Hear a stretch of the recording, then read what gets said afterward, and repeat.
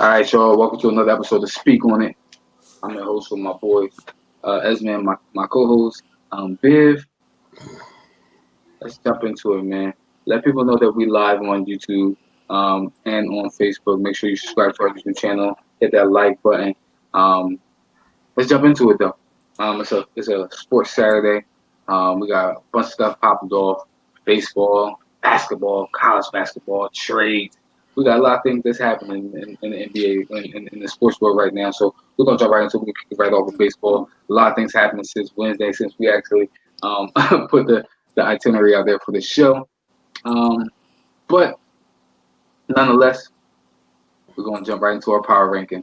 Um, I think I asked Biv before we went live, like, did your joint change since Wednesday?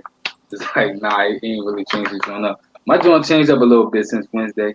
Um, so I'm gonna start off with the AL, right? AL, my number five, I got the Rays at number five. Um, I thought about it a lot, and I know they missing a couple of pieces. I know they got rid of pitching and stuff like that. But when I think about the Rays, does it really matter who they move? Does it really matter who they give up? Like, it's like they're a machine down there. You know what I mean? They bring in a piece, they move a piece before they gotta pay them, and then no matter who they bring in, they fill that spot, and it's like business as usual. So I know it's a projection, but I got the Rays at my number five team because I think that over the course of their history, no matter who they brought in, they're going to be able to replace them, and they're going to be able to continuously be successful with what they're doing down there. So I got to raise them at number five. All right. I got no problem with that.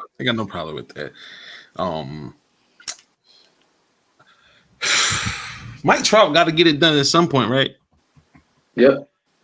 So I'm gonna go with the Angels, man. I still like the lineup. I still like Mike Trout. I still like Anthony Rendon. They just got to figure out how to win games, and I just feel like Mike Trout eventually is gonna get this team to where they're supposed to be. So I'm gonna go with the Angels. It has nothing to do with any signings that they've made or any additions. Mike Trout is the best player in baseball, and it's time for him to step up. I'm gonna tell you real quick before Esmond says his thing, right? I thought about putting the Angels in at number five as well. I did, because like you said, they got two big pieces. They have to learn some way, somehow. They have to figure it out. But I just couldn't do it to the Rays, man. They do this every year. They do this all the time. So I had to put them in there.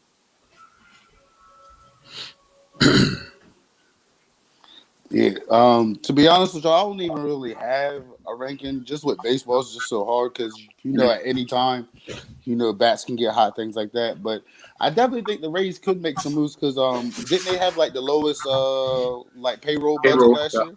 Every year. So I just think as far as like with them and their pitching and stuff like that, I think they're pretty much set as far as bullpen and relief. But if you could go grab a big bat to put in that lineup, I just think they could be really dangerous in any spot if they make the playoffs. I agree with you.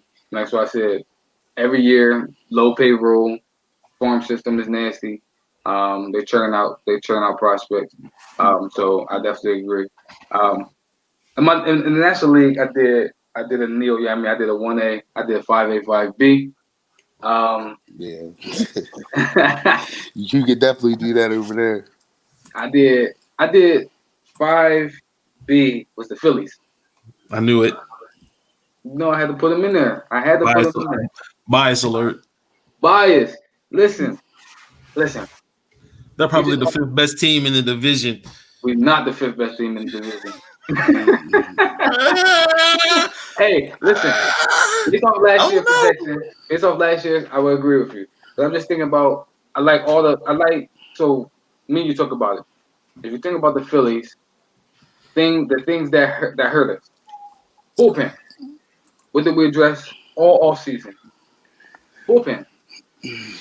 We got Alvarado. We got I can't even think. I can't even. I have all my notes prepared right now, but I can't even think of all the names there. But we got a lot of the bullpen help.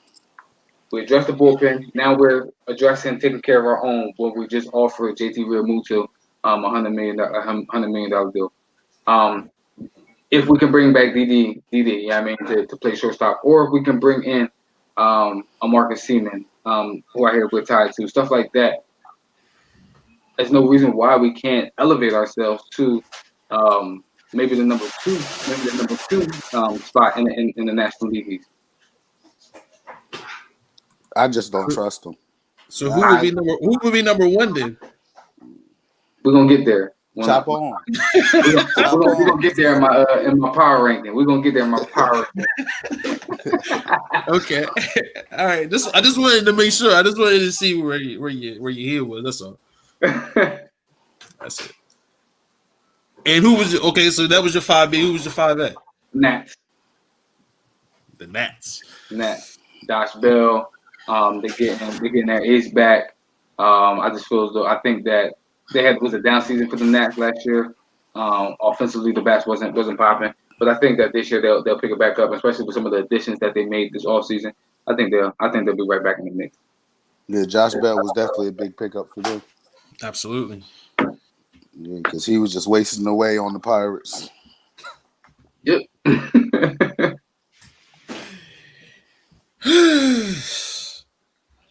My number 5 team is the Nats. And it's basically because, Max Scherzer was himself other than the ERA last year. Strasburg is going to come back. And when you add Josh Bell in the middle of that lineup, that just makes them even that more dangerous when you have, the Juan Sotos and the Trey Turners. So they're going to be really, really, really dangerous in my opinion. But again, it's all dependent on the health of Strasburg, as always. 100% agree. Yeah. 100% agree. Who I put in number 4 in the AL was the Blue Jays. Blue Jays. I like. Can't even think of freaking their superstar name right now. I like their team. I like their lineup. I just think that they are poised right now to take another leap as well. Pull my thing up real quick. But yeah, the Blue Jays is who I got as the number 4 team in the American League.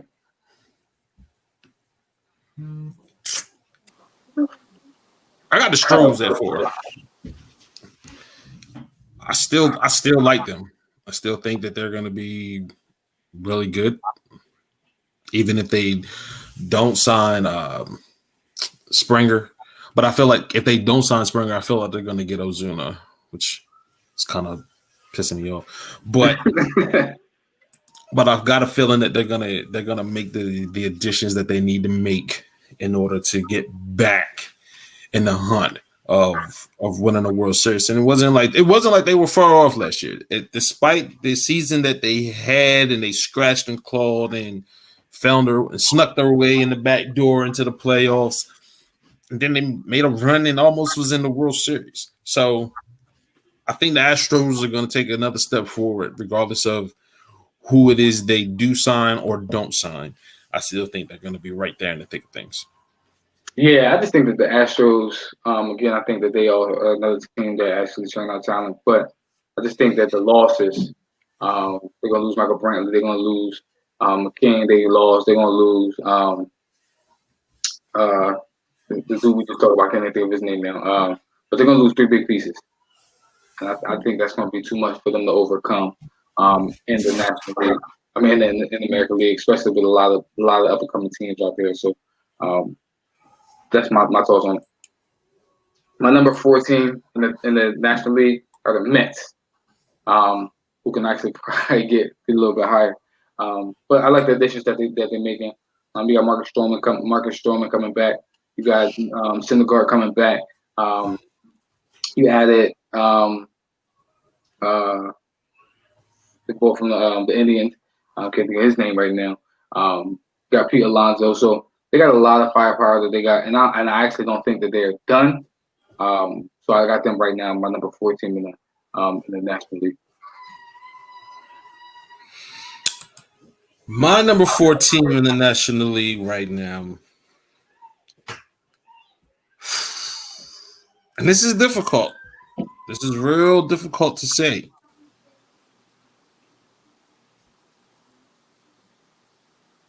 It's the Braves. Ooh. It's the Braves. Four? And it's only because of the health of Mike Soroka. I think we still need him at the top of that rotation to get over the hump with all of the additions that everybody else has made. Him healthy, I'm a Braves fan. We're number one. I don't care what nobody say. But Number one the question, National League. in the National League, absolutely, man, absolutely. This is one of the things that I think that people don't take into consideration in any sport, especially team sports, is the building up to championships. And I feel like the Braves, they've been building up to this point.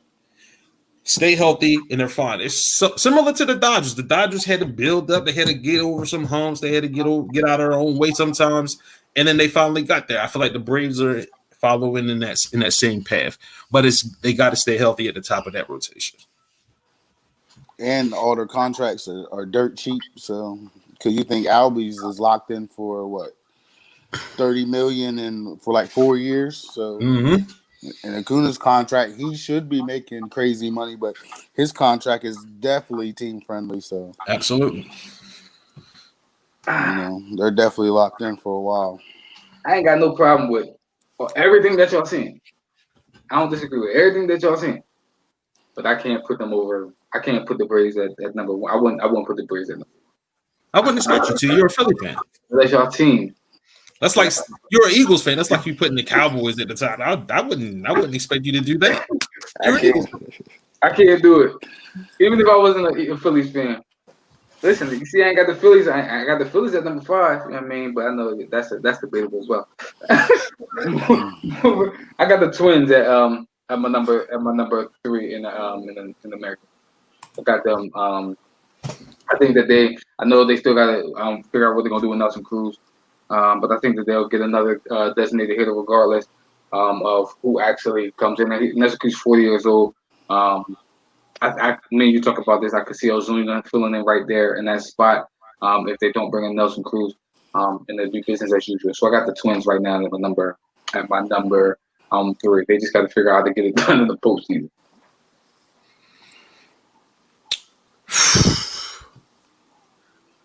I got the White Sox. I like that. I like what they've been doing. I like Jose Abreu. I like Tim Anderson. I think they're one of them teams where kind of like the Rays. They're gonna stay under the radar. You're gonna kind of forget that they're good. You kind of forgot that they were good this year. You was like the White Sox. What they doing? It's the White Sox. And then they were this solid. They were just solid all year long. And I think they're just gonna continue to build on that and get better. So I got the White Sox there. And they had the MVP. So, like you said, they do their thing right under the radar. So I'm with you. Number 3 in my National League, the Braves. So every lot of things that you just said, Mike Soroka. They got the bats. They got almost everything that you need to compete in the National League. I think Ozuna is a big question mark right now. If I can bring him back, I think that he would complete that team, and I think that y'all could be right there fighting for the second best team in the National League. But right now, without him, I got y'all number 3.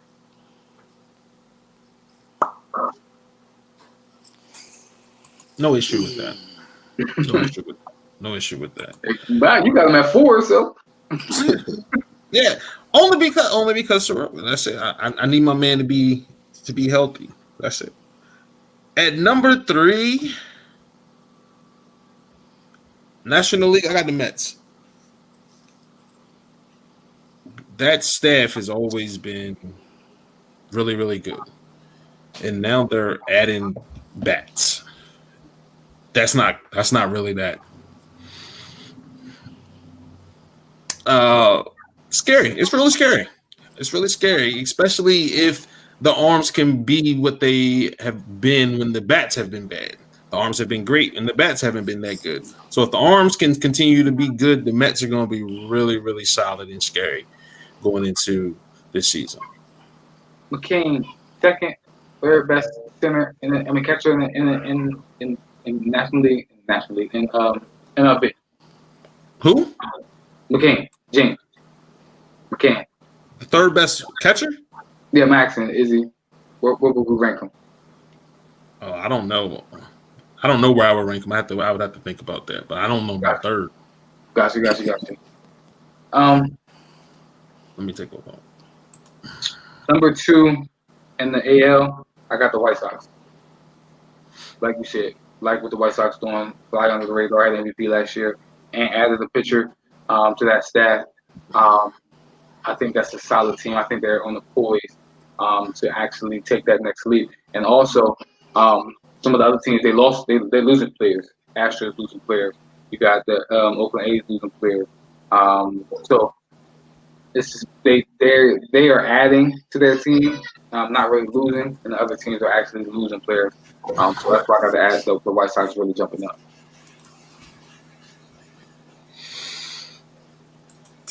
We had number 2, right? Yeah, that's my number 2. Yeah. In the American League. Yeah. I was going back and forth between these two teams.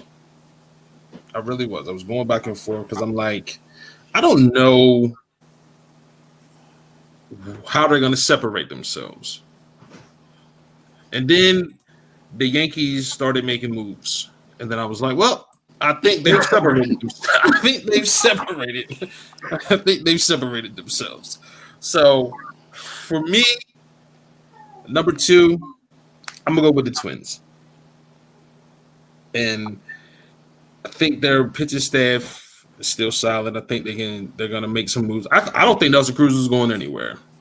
I really don't. I really don't think he's going anywhere. I think he is solidified in that lineup. I think he brings something to the table that I don't think they're going to be able to go out and find just anywhere. So I like them. I like the Twins. You like 80 though. At some point, you got break down.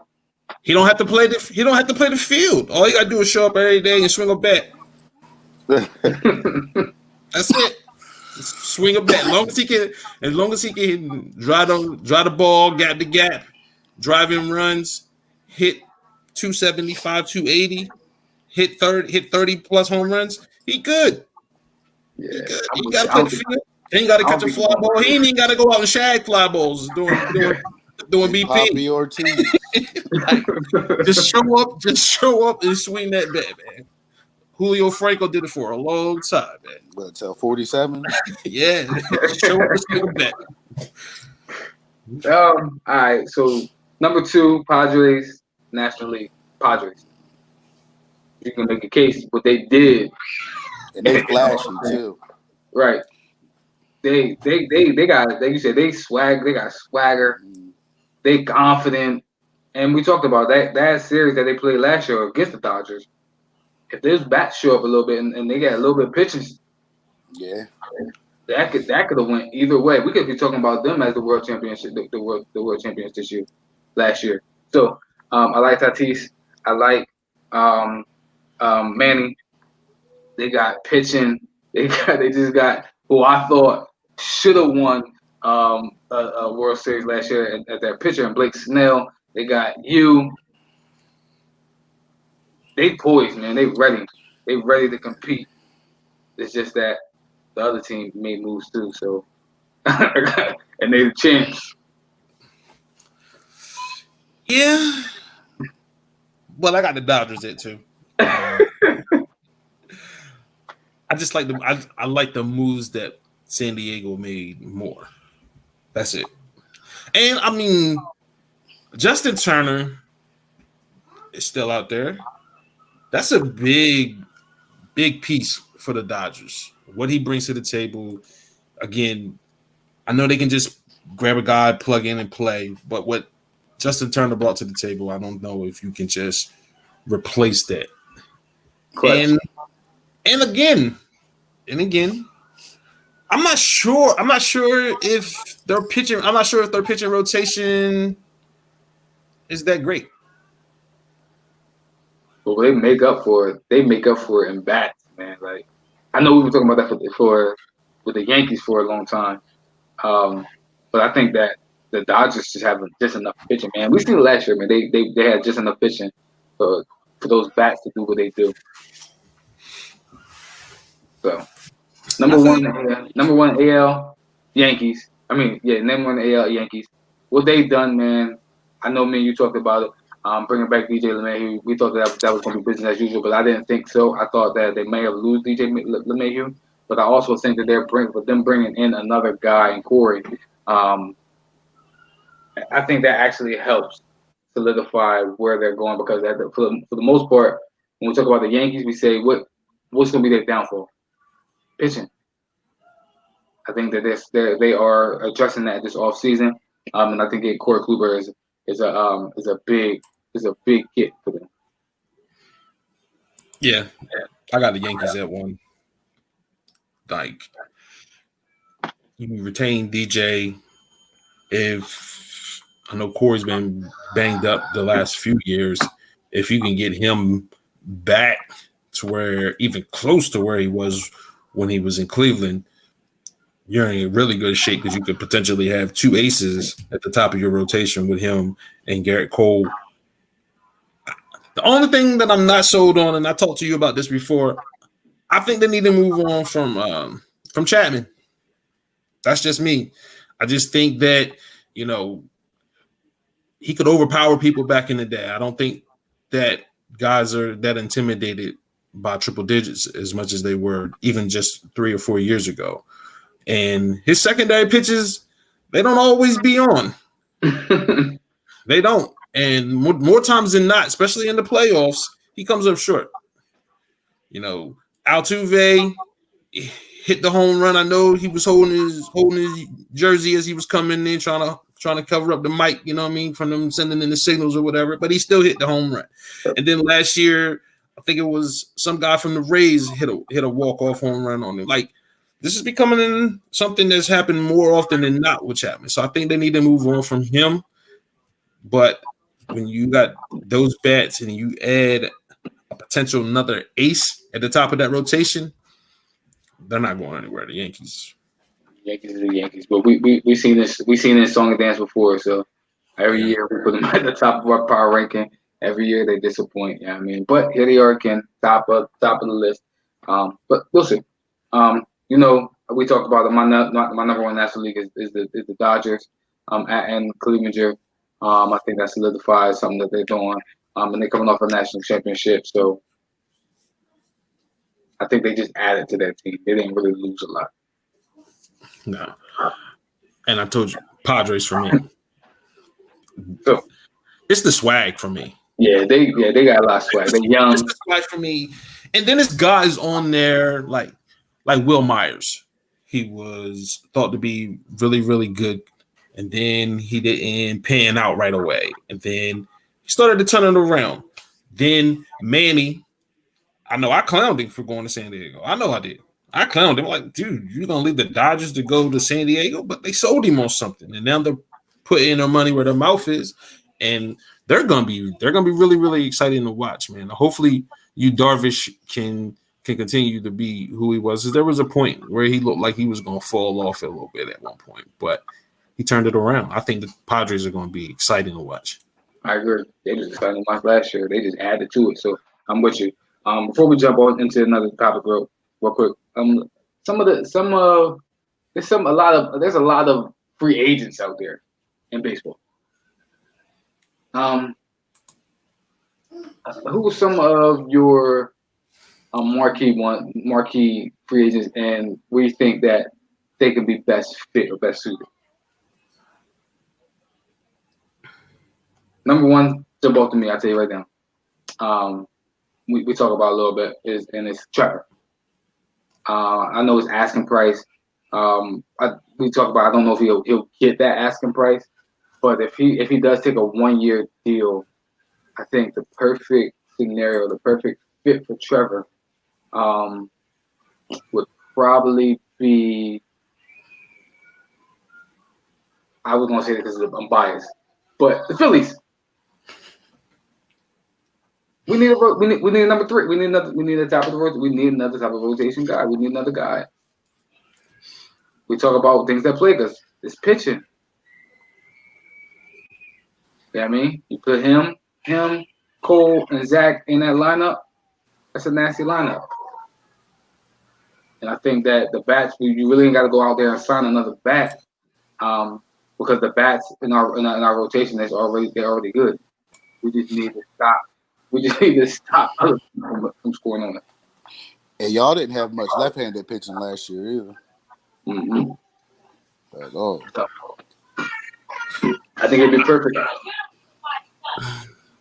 As a Philly fan, I can understand you saying that.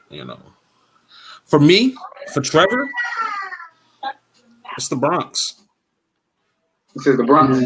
Yeah, who I'm gonna be honest with you. I thought they would sign him sooner, especially when we started talking about his asking price, and most people thought that it was really odd, like he wasn't in that market to be getting that type of money.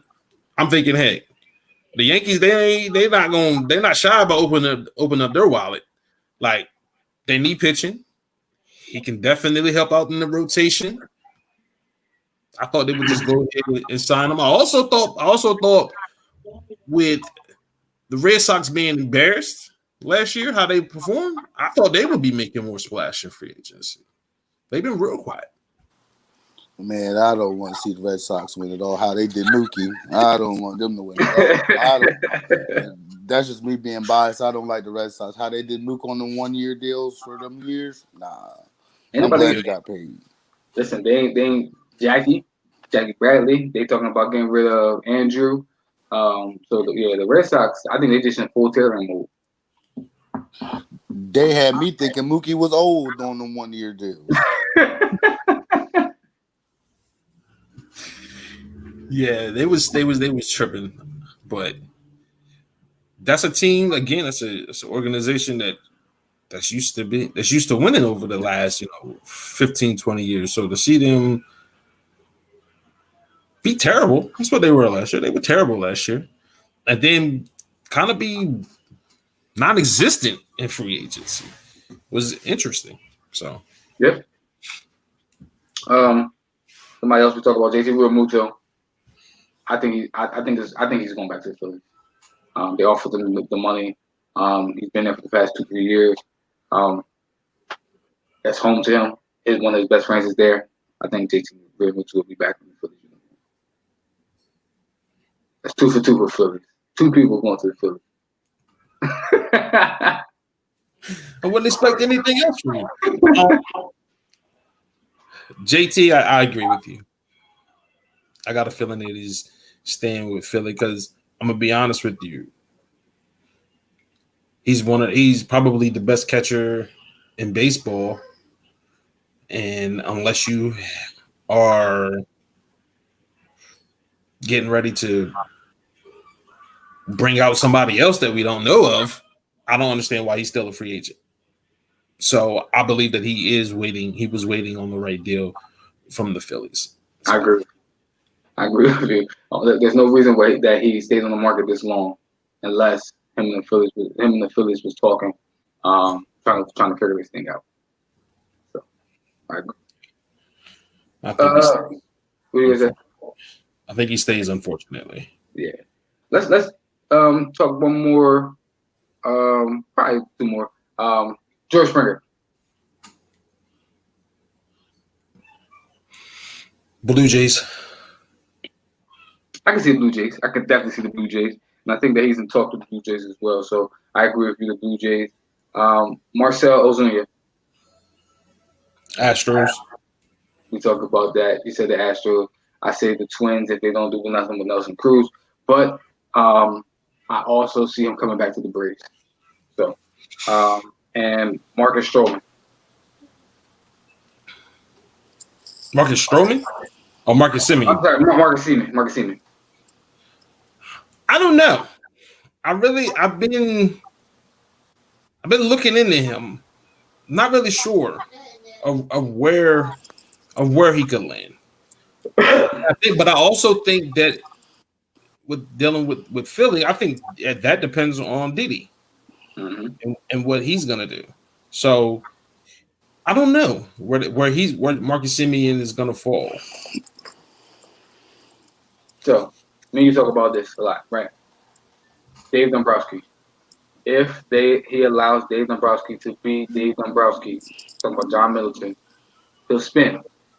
And I think that, like you said, if we don't get Didi, he'll make a move at that shortstop, and I think I can see Marcus Seaman in the Phillies as well. So that's three people for the Phillies. So we win the World Series this year with our signings in the off season. We're gonna do our thing. We got a new pitch. We got a new head of the front office. We got the skipper there. We're doing our thing in Phillies, as y'all see, as y'all can see. moving on, right? Let's talk Kentucky real quick. Get that out of the way. State of Kentucky basketball. They 4-7 right now. Not used to being in this spot. What y'all think? What y'all think is the issue? What y'all think is going wrong with Kentucky basketball? Go ahead, E. You the Kentucky fan, man. Big Blue Nation. Go ahead, man. Man, I just think, not to say that like he has a bad batch. I just think that like even if you look at it last year, like they're always young, but he always has that one player that comes back. Like last year, they had Quickly came back, was SEC Player of the Year, things like that. This kind of reminds me of the year of New Orleans Noel and them when they were like one of the best classes ever, and I think we ended up losing to Radford in the NIT. I think that was the year. I think it's just one of those years like the job is going to be a lot harder for him as far as, but I think what he's coaching is as long as he can get to the SEC tournament at this point, that's the only thing he's coaching for right now. So if they can do that and make some noise, because his teams are the strongest in tournament time anyway. So I just think as long as he gets them coached up as far as now and then, I think they have a chance to win the SEC tournament. It might be a little far-fetched right now, but I just think that this is just one of those, as far as like talent-wise, they don't have that go-get-it player like they usually do. Like when they had Malik Monk, they had De'Aaron Fox, John Wall, and things like that, point guards like that who were dominant coming in. So I agree with you on every point. One thing I look at when we was talking about this time when the topic came up is, like you said, he does always have young. His teams are always young, always young. I'm looking at the roster right now. He got 8 freshmen on the roster, and then he has 4 sophomores on the roster. Yeah, I mean, so that's 12. That's 12 players right there. That's 1-2 years in. Then you think about no training camp. The way COVID hit them. There's 3 upperclassmen on there, but a lot of them ain't getting playing time. And like you said, there is no, like last year they had Tyree Maxey, they had Isaiah Quickly. There is no guy on there that can go get that bucket. There is no go-to guy. Who is the go-to guy? Who is the standout this year on that team? So for me, I think it's a combination of them being young, which they usually are, but it's a combination of him not being able to really coach them up in the off season, and them not having that marquee go-to guy that he usually has. Like right this year, I think they're in jeopardy this year of not having a first rounder, which talking about the Coach Cal team who doesn't have a first round, is not going to have a first rounder. I think he's in jeopardy of doing that this year. And that's because I think COVID has hurt them a little bit this year. So I think, again, if you combination of COVID, being young, not having that go-to guy, that's what's wrong with Kentucky basketball right now.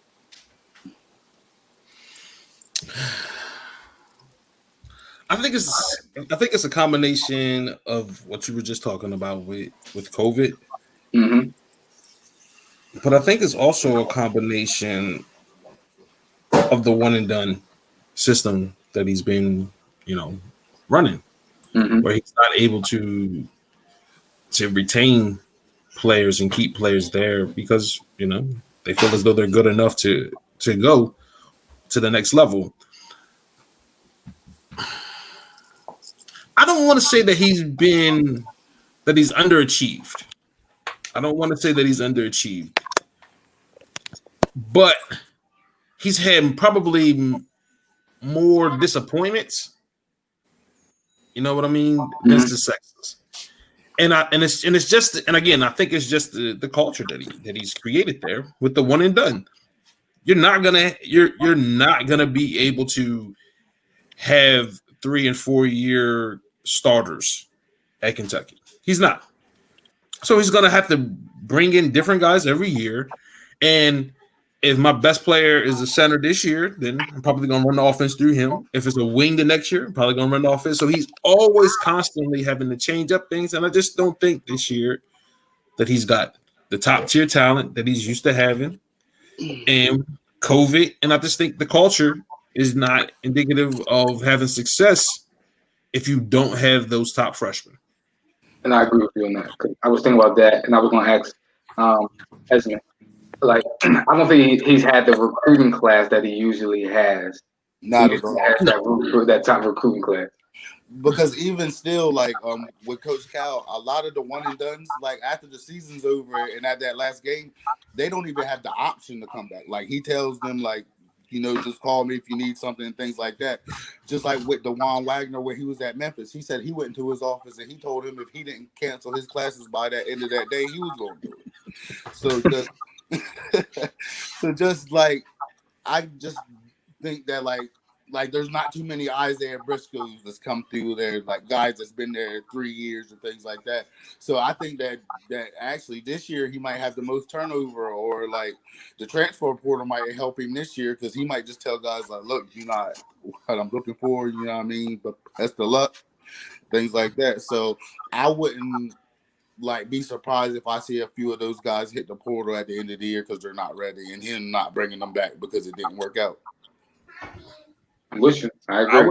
I agree. He sent one of his guys home, right? Didn't he? Yeah. Man, you're not for us, man. Go ahead and do your thing, man. Go ahead, go home, man. Okay. So I'm with you. I definitely agree with that. Speaking of being able to retain their guys, do you think Ohio State will retain the services of Justin Fields, and should he want to stay at Ohio State, or should he stay one more year?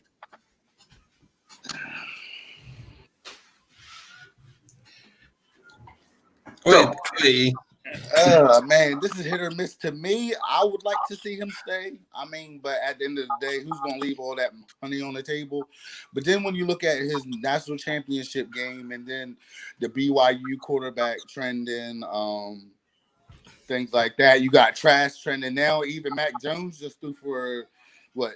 300 or 400 yards the last 3 games, even in the championship. So he's rolling right now. So he's real hot. So it's just like you might see him fall out of that 2 spot with Mac Jones, Trask, and the kid from BYU playing high. So I just always wanted to see, like, because in that class he was the number 1 in that class. When he was supposed to go to Penn State, changed his mind, went to Georgia, sat the bench, and then went to Ohio State. So and then like having basically half of a season, I would like to see more of him, but I don't think he leaves it on the table. I think he goes, but I personally think he should stay. Agreed. 100%. I think that next year's class isn't going to be as deep as this draft class as far as the quarterback position. When you got Sam Howell and nobody else. Yep, you got Wilson, you got Lawrence, you got the kid from North Dakota State. Like there are a lot of quarterbacks that he is going to be competing with, and I think just another year, you come back to Ohio State, you're gonna run through the Big Ten.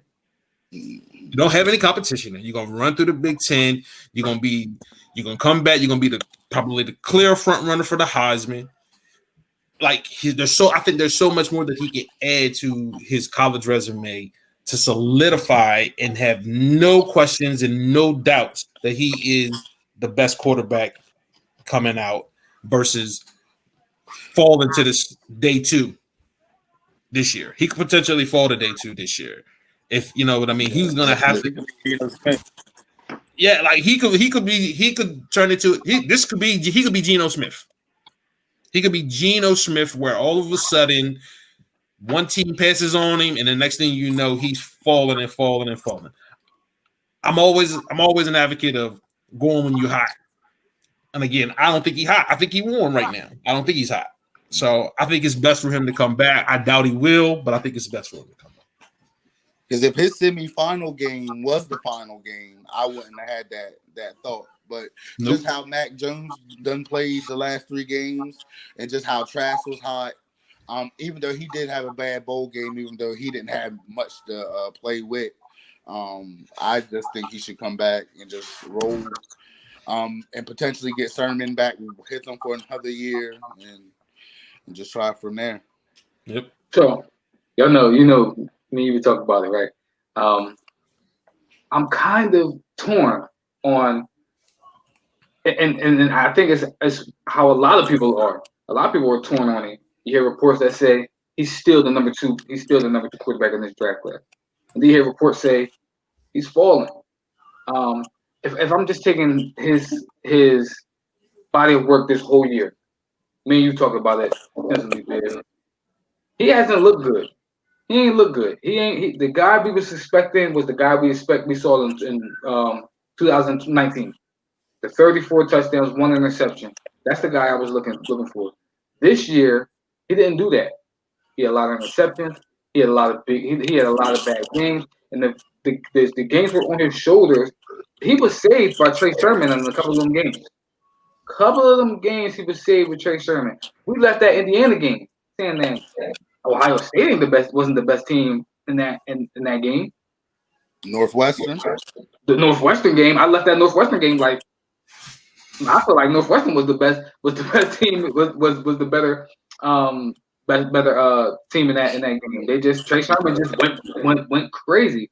You know what I mean? So I think that when you couple all of that and how he played this year, and like y'all saying, when you throw in the Trevor Lawrences, you throw in the Zach Wilson, when you throw in the Kyle Trask and the Mac Jones and the kid from North Dakota State, when you do all that, I'm like, bruh, you're not hot. If you don't have a great combine, you can definitely fall. You can definitely fall to maybe late first round, maybe early second round. And who knows? That might be what's best for you. But for me, I would want to come out when I'm at my best. And the last thing we seen from Justin Fields wasn't at his best. He just wasn't at his best. And again, we can talk about the injury. We don't know what the injury was. But prior to the injury, bro, you wasn't living up to number 2 status. So, I think he should come back. But under one caveat, right? It's a guy in the NFL right now who just took the Jaguars job, who recruited that guy to Ohio State. What if he could be? What if Urban Myers thinks he can make Justin Fields the guy? Would that be intriguing? Would that be interesting? I don't see.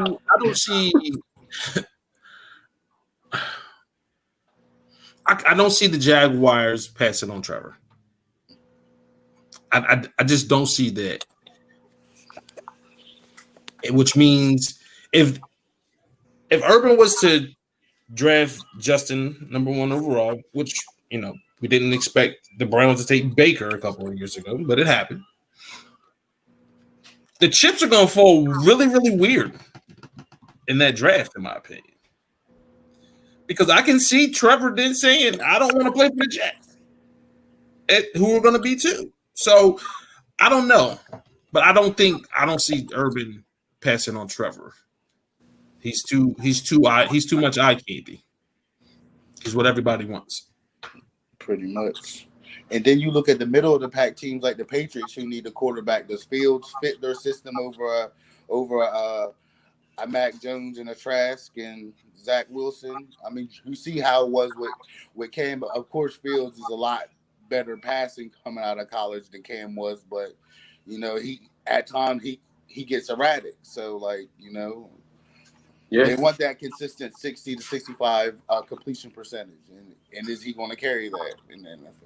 Which is that is a great point that you just brought up. E. Just fit because I think just the team needed the quarterback team needed quarterback needed teams. Atlanta, they got a new quarterback right now, a new head coach. Does Justin Fields fit with them? I think they might want Zach Wilson. They might like a Zach Wilson in there. You know what I mean? Then I think about maybe Washington. Ron Rivera. Does he fit there with Ron Rivera? I think a team like Washington and New England, I think I don't know if they're gonna be in the market for a rookie quarterback. Now the Falcons would make sense if you could get back a Julio and then have a Calvin Ridley can stretch the field, because Fields throws a good deep ball, so that would intrigue me if he would go to the Falcons. But are they really going to give up on Matt Ryan as far as is he really out of there this year? So. No, I think they get rid of. I do think that is interesting. I think that they might move over Matt Ryan, but when I think about Arthur Smith, the person that they got in there, the way they with Ryan Tannehill, who is a bootleg quarterback, and then who will also throw from a pocket. Is that Justin Fields? Is that Matt Ryan? You know what I mean? So maybe he wants to come in and bring his own guy. True. I mean, but it would definitely be interesting as far as the quarterback, because it's so unknown. Because even with all the needs and stuff like that, you never realistically know who will reach and who will do what, because teams do it all the time. Yep. Overpick and things like that. So, and then you got the players that opted out that you haven't seen. Yeah, and then there's a team like Dallas, the Newman kid. Yeah, I was gonna bring up Jamie, but I think Jamie stays. Like Dallas, what does Dallas do? What are they gonna do? I know you're gonna probably franchise Dak at the bare minimum. Extending probably was the smartest thing to do. But we are talking about Jerry Jones here. You know what I mean? He fall in love with a quarterback. He gonna take a quarterback. There ain't no question. Jerry gonna do what Jerry want to do. Long as he don't take a receiver, we cool, Jerry. But don't you take a receiver? He might. I'd sell out for Kyle Pitts. Any day of the week. For Dallas, if you Dallas. Mm-hmm. Absolutely. Oh, I think that's different. I don't think you're going for that. And to tell you then, that's cool, but you better not take another receiver. Man, that's where they're going. Let one of them wide receivers be in his. If Jamar or Devontae is there, I can see Jerry taking receiver and tight end. He can do it all. That's a bad guy right there. Too. That's a bad dude right there. Kyle Pitts, monster, bro. Monster. Listen, I looked at that 6 spot. Was like, man, thought about if we can get Kyle Pitts. Jeez. I'm like, man, listen, we don't need Kyle. So let's talk about some of these. Let's talk about the Urban Meyer side, right? Let's talk about some of these actual jobs that vacancies that got scooped up real quick. Urban Meyer to the Jags. You think that is the fit? How y'all think feel about that fit? It's all about his staff. To me, it's all about the staff that he brings in. All about the staff that he brings in around him, because he doesn't have the NFL experience. So I think you're gonna have to bring in guys that has that NFL experience, and offensively, he's got weapons. He's got weapons offensively, and I like the foundation that they have on defense. So I think the fit will be good, which is why I think he's taking Trevor, because you bring in the right quarterback, you can turn things around immediately in Jacksonville. Listen, I agree. I was thinking about this, right? Who's probably gonna be the offensive rookie of the year this year? Herbert. Justin Herbert, right? He won 7 games this year. He lost 4 games where he was up by 16. So if he win those 4 games, that's 11. That's an 11-win team. They're 11-5 team. If you find that quarterback, you find that guy, you can turn it around real fast. And I think that the most important part of Urban Meyer's job right there is figuring out who is that guy. And again, I agree with y'all. I think Trevor Lawrence is that guy. I think he can be that good. He has a good running back. He has a good wide receiver. Like you said, you like Tyler Eifert there as tight end. They got solid offensive line. They got young pieces on defense. Like you said, it's just really important to figure out who you're going to bring on with your staff to get those guys up and running and to train those guys. Urban Myers had a quote. He said, "A coach job is to get the guys that you have to do the unthinkable." And I like that. If he can get those Jacksonville Jaguar guys to do the unthinkable, which is nobody thinks they're any good, but if he can get them to think and play up to their potential, because like you said, he got pieces. He got CJ Henderson as a cornerback. He got the linebacker from LSU. He got Josh Allen. He got pieces there that if he can get them to play up to their potential, there's no way. There's no. I mean, they can possibly compete, especially with like the Colts. You don't know what's gonna happen at their quarterback position. You don't know what's gonna happen there. The Titans. We like the Titans. I mean, they solid, but their defense could be had. It's not a full blown conclusion that either one of them are going to repeat next year. Him having $100 million and getting Trevor Lawrence, can turn that thing around. I like the fit in Jacksonville. I think the biggest thing with Urban Meyer going to Jacksonville is that it generates a buzz as far as just behind the name and just that. Even though it's been at the college level, he's won everywhere. He's been from Bowling Green, Utah, Florida, Ohio State. Took Ohio State from a 6-6 record when Braxton Miller was a freshman. They went 12-0. Couldn't play in the national championship because of the penalties and stuff like that. But he turned him into a 2-time Offensive Player of the Year in the Big Ten. J.T. Barrett, Cardell Jones. I mean, these are guys that maybe didn't really do the biggest thing in the NFL, but he's won consistently with players that the most people couldn't even get the most out of. Even with Chris Lee, he won a national championship with him. So I just think it generates a buzz. Now, they are saying he's thinking about bringing Charlie Strong in. I don't know how that's going to work, if he's going to make him the DC, because, I don't think Charlie Strong has the most NFL experience, or if any. I mean, he's always been solid, especially some of them Florida defenses he coached under Urban for lights out and things like that.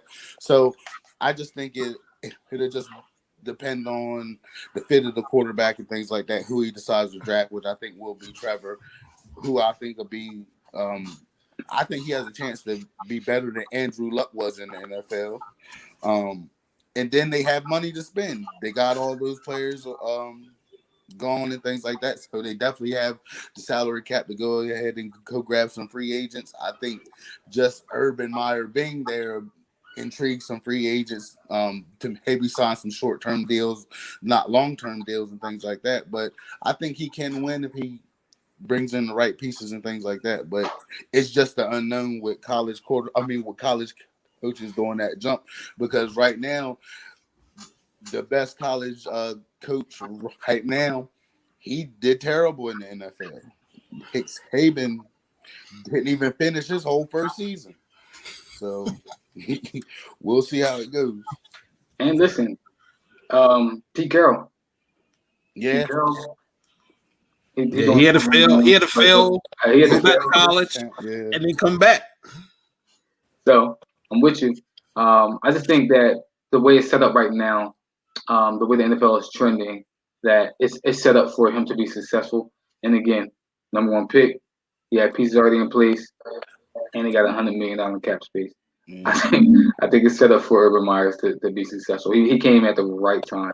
And if Lane can have some success, he can get some success too. I agree. Because Lane wasn't the best college coach. Not at all. Still isn't. I mean, not Lane. Kingsbury. I'm sorry. Oh, Cliff. Yeah. Speaking of that, right? He was trash. Let's just say what it is. Cliff Kingsbury was trash. Yeah, he had Patrick Mahomes and still couldn't, and still sucked. But it goes to show, like, right fit, what you said. Yeah, Baker too. Trash. Like, he had all these players, two number one, well, Patrick Mahomes wasn't the number one overall pick, but yeah, all these quarterbacks and just couldn't do nothing with them. But this is a right fit. Just go back to, like you said, right fit. Cliff Kingsbury had the right fit with Kyler Murray, and he got him a job. I mean, he's actually looking like an adequate coach in the NFL. But I think year 3 will determine who Cliff Kingsbury really is. Let me ask y'all this for Robert Saleh. He got the Jets job. I got 2 questions for y'all. Should he have taken the Jets job? And 3 questions. Is he the right guy? Should he have taken the Jets job? And what does he do at quarterback?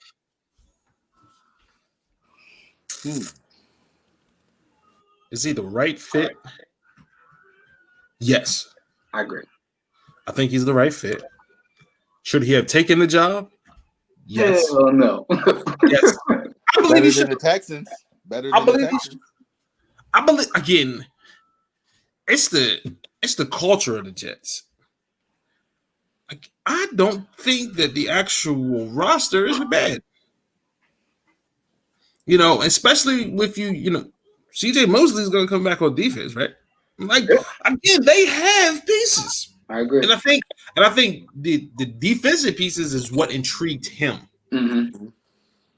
And you make the right decision again at quarterback, whether that is keeping Sand, whom I'm not sold on is as bad as he's looked, but I'm also not sold on that he's going to be the guy for you going forward.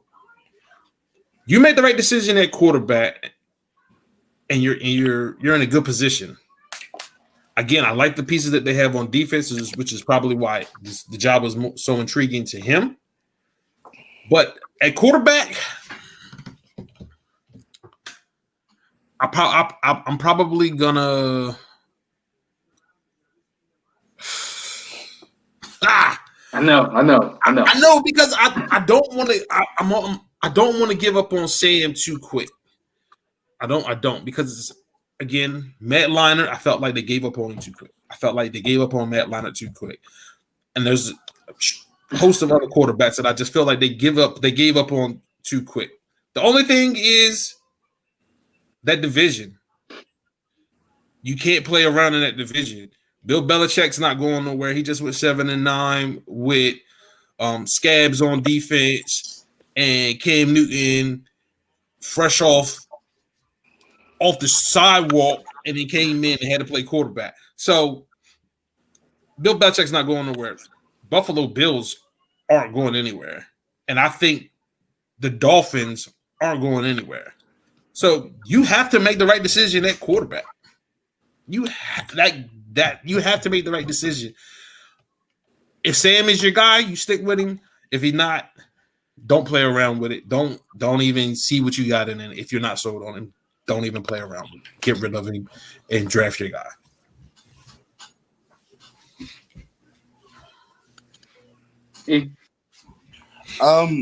I think it's a great fit and great hire, actually, because if you look at the Niners defense, not this year, but last year, they were very dominant. Like, they dominated pass coverage, defenses, blitzes. He got the most out of linebackers that before last year you hadn't really ever heard of. And one of them that they even paid a lot of money for that's now on the Saints. So he's a real fiery coach. He gets people fired up, and I think that that's the type of coach that they need to turn around, and that the fans would like to see every Sunday. As far as Sam Darnold, I just don't get why he doesn't get the Dwayne Haskins treatment. I really don't. Like he's done nothing. He's done nothing. And for you to, before the antics that got him kicked off the team, I understand. But by week 4, Dwayne Haskins wasn't even getting dressed. But Sam Darnold's been in the league longer, and whom he to tell me he still has the opportunity to be a starting quarterback. What does he bring to the table that a rookie couldn't bring? I mean, he threw 9 touchdowns this year, having picks. I mean, that's pedestrian, I guess. I mean, it's not really mind blowing. There's nothing about him that would make me not want to pick a Mac Jones or Trask or even Fields if I had the opportunity. I wouldn't pass on that type of talent to keep waiting to see if he'll ever peak. Listen, I think y'all both make good points. I think the only pass I give Sam Darnold is Adam Gase. That's where I'm at. Is Adam Gase, because I don't know. I legit don't know what anybody. Man, Ryan Tannehill was trash. Trash with Adam Gase. Got the right coach. Now Ryan Tannehill having MVP type season. That's the only pass. And I think the best thing that could have happened for Sam Darnold was Robert Saleh getting that job. Yeah. Because Robert Saleh is a defensive-minded coach. What he's going to do, his bread and butter, and how he's going to build the team, is going to be defense.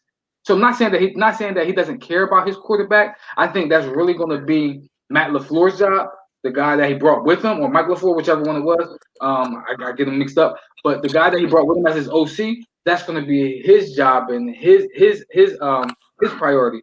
But as far as Robert Saleh, he's going to build defense, which is why I think that he's going to trade out of that number 2 pick, get more picks, and build his defense up. And I think that's the best thing that could have happened to Sam Darnold. I think they're going to give Sam Darnold one more year to try to develop him and to see what you actually got out of him. And then from there, as Robert Saleh is building up that defense, then he's going to say, okay, I got my defense right. Either Sam Darnold is my guy, or now we can go out and get the guy that's not going to hurt us. That's not going to turn the ball over. Because again, Sam Darnold, let's be real, coming out of college, his biggest problem was turnovers. Turnover machine. Hasn't changed in the pros. Not at all. But again, you got Adam Gase, so I got to give him a pass for having Adam Gase for the past 2 seasons. I need to see if somebody else can help him get those turnovers under wraps, and just play complementary football, because Robert Saleh is going to put a defense out there that's going to allow it to keep you in game. Yeah. I want to give him the pass too for Adam Gase. You know what I'm saying? And again, I don't want to. I just don't want to keep giving up on guys early. But I like Ezra, man. He doesn't show me anything, like nothing at all. And you and I were talking about it before, Dom. They had Le'Veon Bell.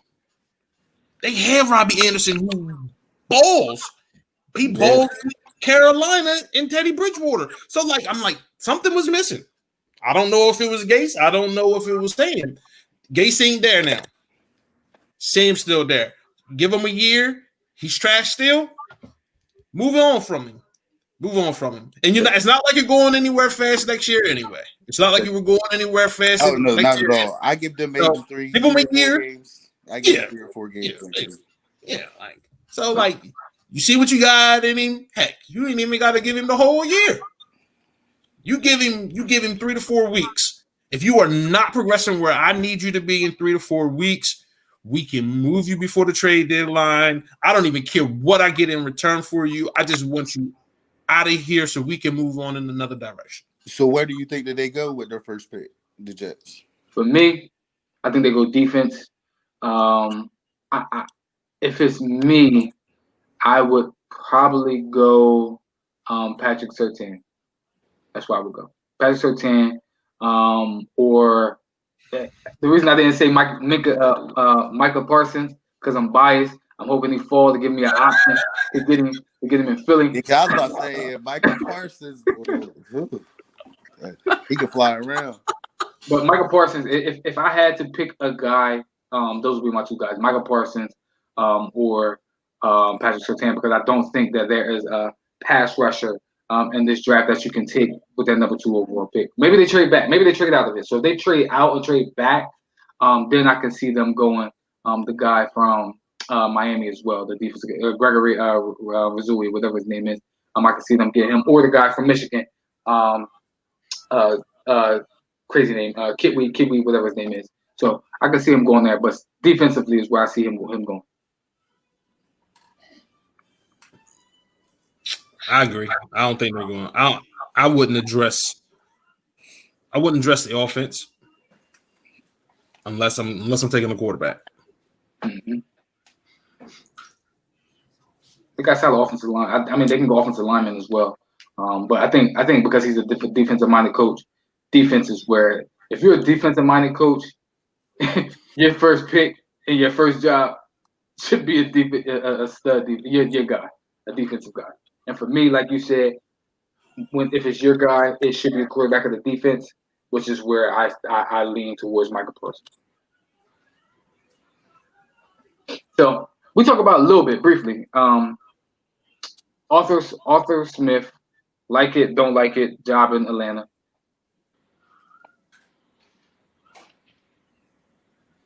Me personally, I think it's a good fit. When I think about what he did with Derrick Henry and Ryan Tannehill, I think he has a lot of work to do with that in Atlanta to get that up and going the way he wanted it in the way he had it in Tennessee. But I think it's a good fit. He got pieces there. He's not devoid of talent there, so I think he is a good fit for him.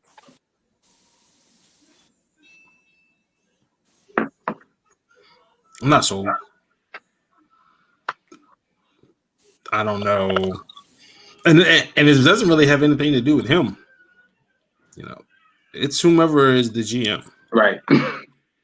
Because I've been saying it probably for 2 years now. Trade Matt Ryan and trade Julio, and it's like once you blew that 28-3. That door was closed to win a Super Bowl. You weren't going back through that door to win a Super Bowl with that tandem. You got Calvin Ridley. You know, I'm still not sold on Todd Gurley. I'm not sure of the pieces that they have on defense. I'm pretty sure they got a couple of guys, but in that division, it was infamous for going worst to first every year. You was going worst to first. So that division is always seems to be up for grabs. I know the Saints kind of want to try to take the reins, but Drew Brees is probably on his way out. Don't know what they're going to do with Taysom Hill or if it's going to be Jameis. And then Tom Brady not going to play forever in Tampa. So Atlanta, they're in a good place. I feel like you have to make the decision on whether or not you're going to move on from Matt Ryan or if you're going to continue to try and win with Matt Ryan. Personally, I'd move on from him, blow it up. So to me, that it didn't matter who the coach was. It's the GM that's going to have to make the decisions in that organization. I respect that, and I definitely see your point of view on that. I think that I'm not really up in arms over the hire or anything. I think it was just an okay hire. Mm-hmm. I think that they just got somebody in that could just steady the ship until they build the pieces and things like that. As far as Todd Gurley's stats wasn't like his first couple years, but his stats were decent this year as far as touchdown wise. He didn't really have the yardage and things like that. I think he's still a little bit overweight. I mean, he's always been big, but Todd Gurley looks like he's the biggest he's ever been. As far as running the ball. Julio, even when he's playing, he's dropping passes. Can't get any separation, it looked like, anymore. So, you just don't know what you're going to get out of him. I think Calvin's been carrying that wide receiver core as far as lately. And then the thing is, their defense isn't really good at all. Mm-hmm. I mean, once Raheem took over, they got a lot more aggressive and things like that. Blitz a lot more, did a lot better. But as a whole, that secondary, I mean, they got Terrell, the young guy, things like that, but they're not that great as far as that. So I think they try to get somebody in that could put some points on the board that could try to like balance out for that bad defense because it's not that great at all. They don't really have that much of a pass rush. So I just think it's an okay hire. I would definitely blow it up and go in a different direction in a few places. But again, I think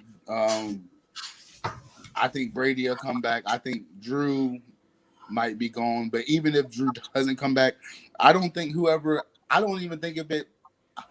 it personally matters if it's Jameis or Taysom.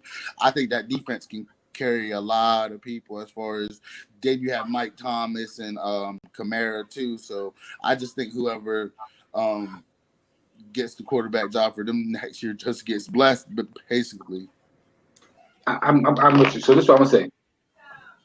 I think that whoever, it's Arthur Smith now. We need to get ahead of the curve because, like you said, Tom Brady will come back, but Tom Brady next year will be 44. Yeah. Even if Drew come back, or Drew retires, that defense, I agree, that defense is a solid defense. But it's really trying to get ahead of the curve and get your guys so that way when Tom Brady, the Drew Breeses, and that defense, because they're gonna have to pay some of them players, and some of them players are older as well. When it's time, when it's your time, like it's a saying, right? You ain't gotta get ready if you stay ready. I think the Falcons should be able in a position to where when it's their time, they are ready. And that's why I think they just need to blow it up. Blow it up, get your guys in there, and that way when you're ready, you're ready. Let's talk about real quick. I know there's some other ones that's out there, but let's talk about somebody who might not get hired. Who probably was the hottest coaching candidate coming into this offseason. At least from last year. It might not even get hired. Eric Bieniemy. Yeah. OC. What's up with that? I think the biggest knock on him, and I will say, like, I've been seeing a lot of articles that has been making me mad, like, because like it's like he's been an OC for how many years with Patrick Mahomes? Now he's about to get a head coaching job, and now y'all bring up his previous DUIs and all that. I've been seeing like those type of articles. It's like y'all could have been put this stuff out. This man ain't had no problems, no issues, no disciplinary issues in years. Now he's about to get a head coaching job, and now you hear about his DUIs and his past little problems and things like that. And now you bring up that he doesn't call plays. Andy Reid calls plays, but the man has input. Patrick Mahomes talks about the man being hard on him and things like that. So I just don't understand how just because he doesn't call the plays doesn't mean he is not an analyst or he doesn't have input and feedback or game plan. Like he gets paid probably. I'm sure he doesn't make $1 million, but he's getting paid hundreds of thousands of dollars. I'm pretty sure his voice carries weight in over there. So like it's just crazy to me. And I think the only job he'll get offered is the Texans job because that's the worst situation. They have no picks, they have no cap, like, and they'll try to get him in there and stop the bleeding when he has nothing to work with other than Deshaun Watson. So I just think that he'll just get the worst offer. Pretty much. If he does get it, it'll be the Texans. So, if you have something on that, because I'm probably gonna go on just like my man E went in. Like, you go ahead. There was one minority that got hired. That was Robert Saleh. One minority. Todd Bowles really didn't get a. He really didn't get. Even the people interviewed Todd Bowles, I really don't think that he was ever going to be a candidate. Leslie Frazier gonna get interviewed. I don't think he's ever going to be a candidate. Marvin Lewis, I thought he was a hot name. Was they really serious? Were they really serious about hiring Marvin Lewis? And then, like you said, they bring up all his DUI. They bring out him not calling plays. Well, did Doug Peterson call plays? He got hired. He was a disciple of Andy Reid. Yeah, true. I forgot Yeah, about that. yeah. 1 year he was coaching college. He was coaching high school. Came in 1 year under Andy Reid. Said he was calling play, or wasn't even calling plays. Got a job. How about Matt Nagy? How he look? He can call plays either. Supposed to be his guru. How he look? How about Adam Gase? Did he call plays? Heck no, he didn't call plays. You know who was calling plays? Peyton Manning. Peyton Manning was calling plays. We see that when he went to the Dolphins and then we go to the Jets. Let's call it what it is. Let's be real. Yeah. The reason that my man, go ahead. No, I was gonna say in the year that Doug Peterson was calling the plays, weren't they like 29th in offense or something like Trash. that? Like, it wasn't even that good. Trash. I think they were like 27th to 29th or something in total offense the year he actually got the Eagles job. Listen, we're gonna call it what it is. Eric Bieniemy is black. Let's be real. He's black. That's why he ain't getting the looks. That's why we're bringing up all these past reports. That's why we're bringing up all these extra things, because he's black. I ain't heard nothing about anybody else's past. Nothing about anybody else's past. Not one thing. But because Eric Bieniemy is hot, he's black, we're gonna bring up his past. What does that got to do with anything? I think qualified more because of his past. Because I can talk to a room full of men and say, I understand what you're going through. I understand what you're gonna make mistakes. But it don't change you. It don't change who you are. It doesn't change the talent and the potential that you have. I think that is why. Let me say this real quick. The guy who was the hottest coaching candidate in this coming out, Urban Myers. That man ain't never called a down in the NFL. He ain't called one down in the NFL. He used to coming in and sitting in living rooms and getting the best talent. I seen Ryan Day take over his team, and again, this is no knock on Urban Myers, but I seen Ryan Day take over the team that Urban Myers had, and Ryan Day lost twice in 2 seasons. Man was in the national championship game. So again, Urban Myers wins wherever he goes. But if we're going to talk about somebody's past and we're going to talk about somebody not being qualified, we got to start bringing it up with everybody else. Let's talk about Dan Campbell, who probably going to get a job with the Lions. He called plays. Talk about Joe Brady, who's a hot candidate right now. He called plays. Come on, man. We need to stop with all this. He doesn't call plays. He doesn't do this. Andy Reid's calling plays. If you can lead a locker room, and can I be real with you? Can I say this? As a head coach, do you really need to call plays? I don't need to call plays as a head coach.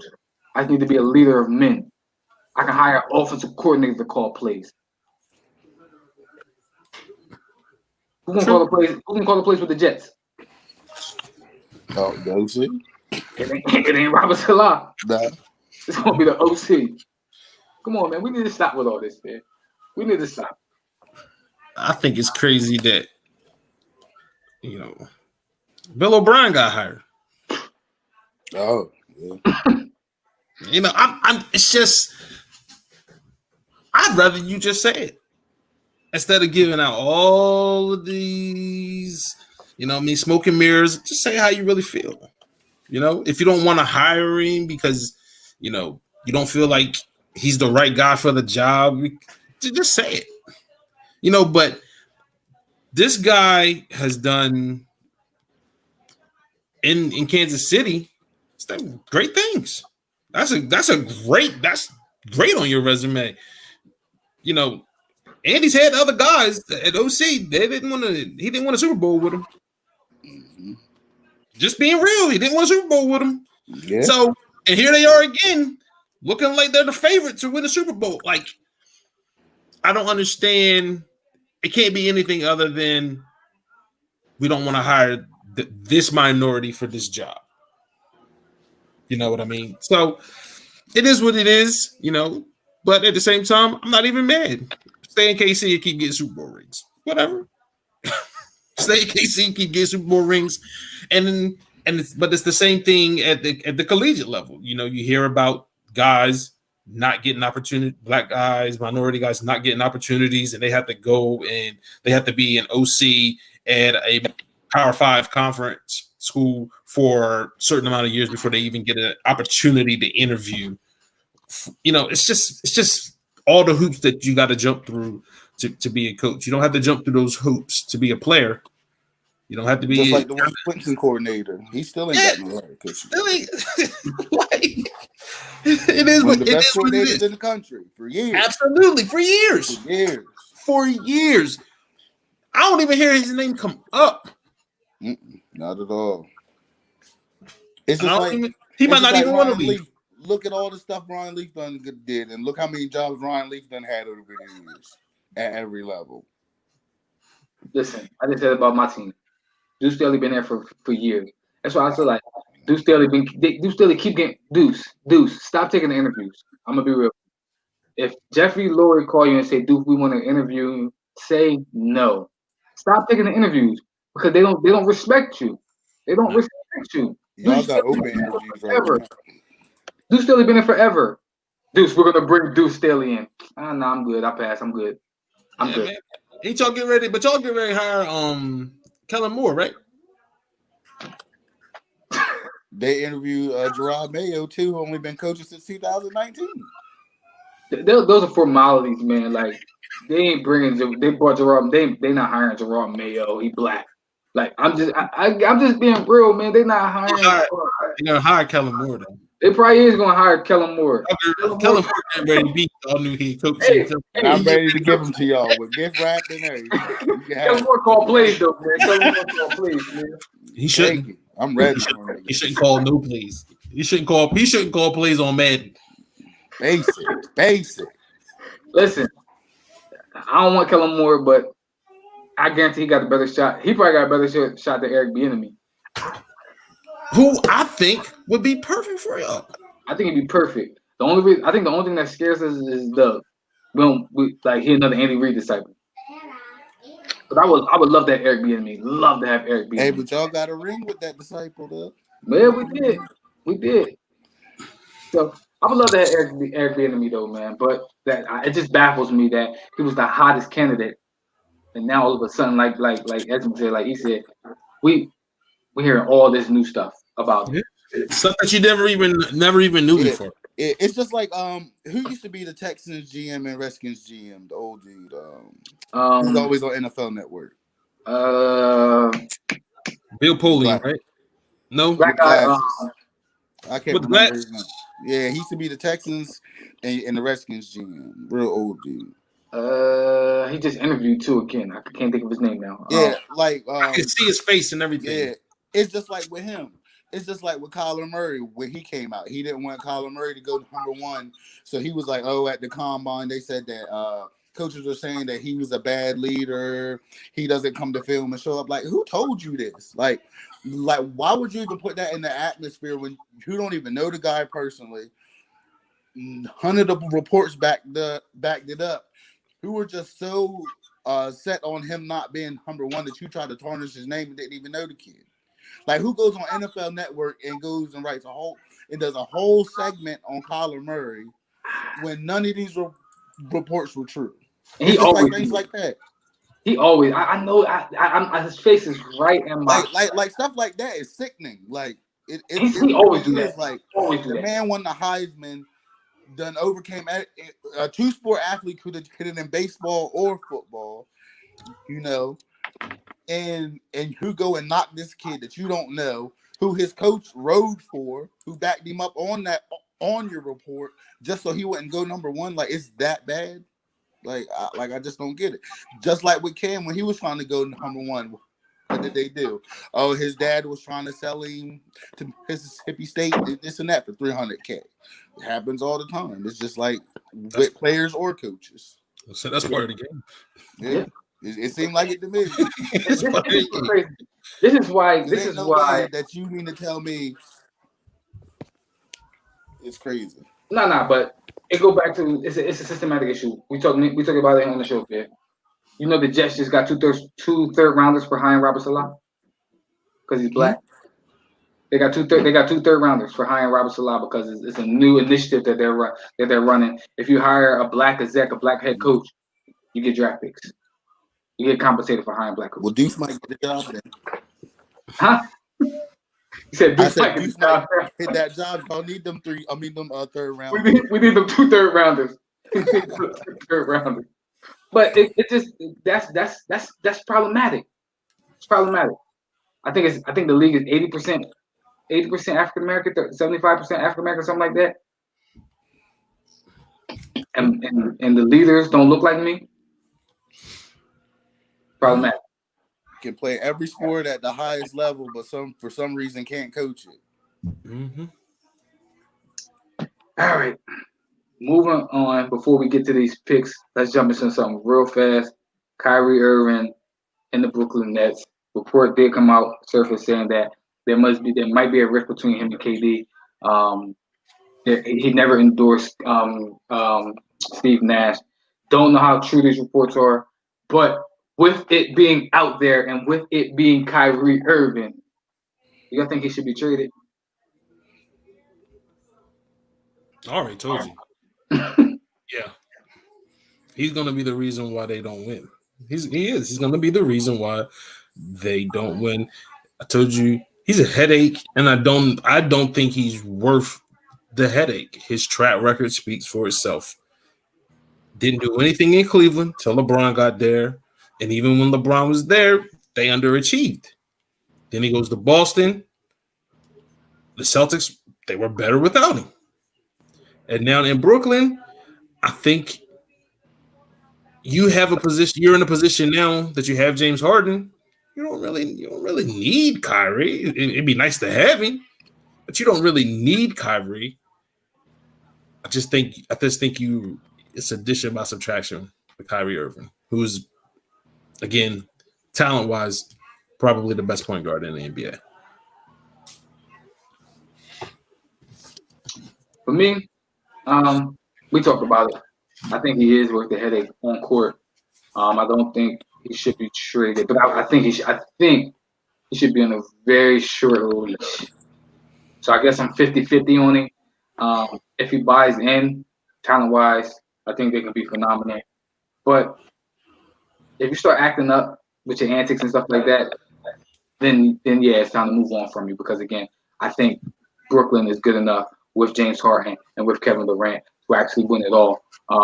Even without Kyrie. Kyrie's a cherry on top. Kyrie is no longer a necessity for the Brooklyn Nets. He's a luxury. So if he continues with the way he's doing a hand on things, then I agree with you. He should be traded. But as of right now, with him being there, James Harden and Kevin Durant, if they all can buy in, I would keep him around. But I'm with you. He's on a very short leash for me. He's no longer a necessity. He's a luxury. Me personally, I wouldn't trade Kyrie because I think with the chemistry between all of them not having, they need all three. Like now you have the Lakers in year 2 with their roster, which they added the 6th man of the year to.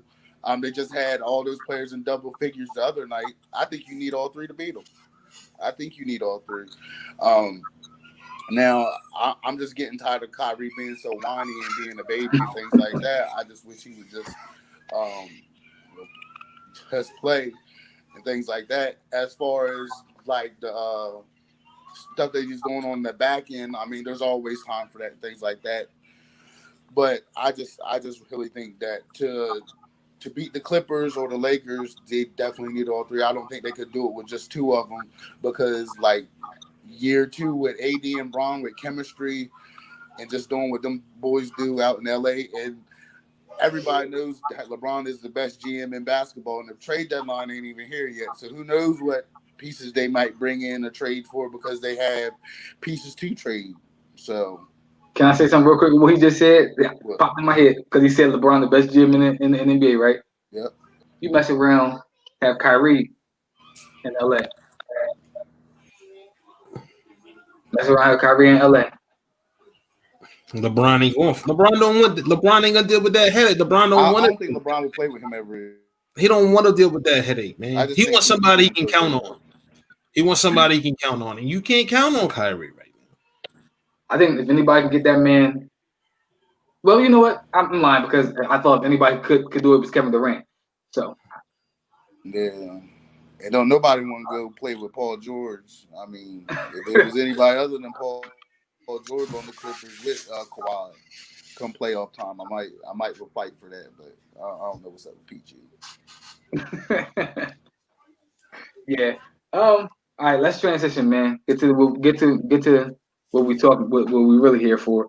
Let's get to these picks. Let's get to these games today and tomorrow.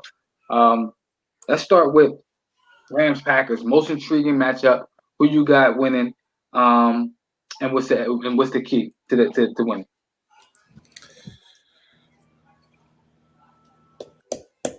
I'm gonna start. I'm gonna go with it because why y'all thinking? Listen, most intriguing matchup to me: Davante Adams and Jalen Ramsey. If Jalen Ramsey can take Davante Adams out of the game, the Rams is going it's gonna be a long day for the Packers, in my opinion. The key to me for the Rams winning is two things: it's the running game, and it's Aaron Donald. If Aaron Donald can eat all day, then it's gonna be a long day for Aaron Rodgers and them. In order for the Packers to win for me, they need to be able to run the ball, and they need to have Davante Adams win. And I just don't know if he can win against that corner.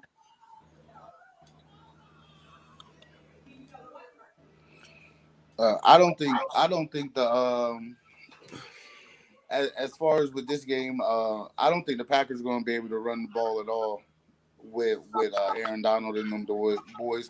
But the thing that's going to win this game, as far as that, is if the Rams can, as far as the D-backs on the back end, if they can stop Lazard and them boys.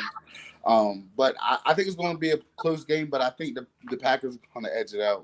To be honest with you, I just got to go with. It's in Green Bay. It's probably going to be freezing.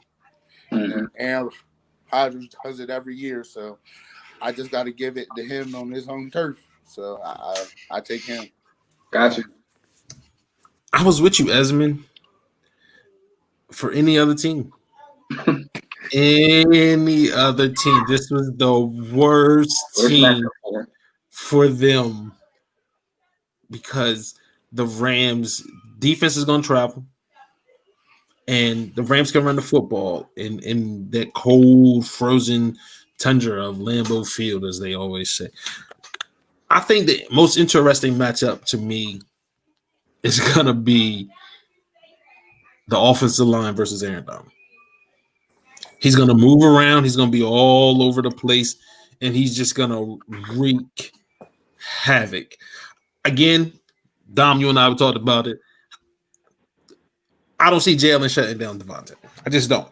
I think Davante is too good of a route runner, and I think Aaron's too good of a quarterback to let his best weapon be taken away from him.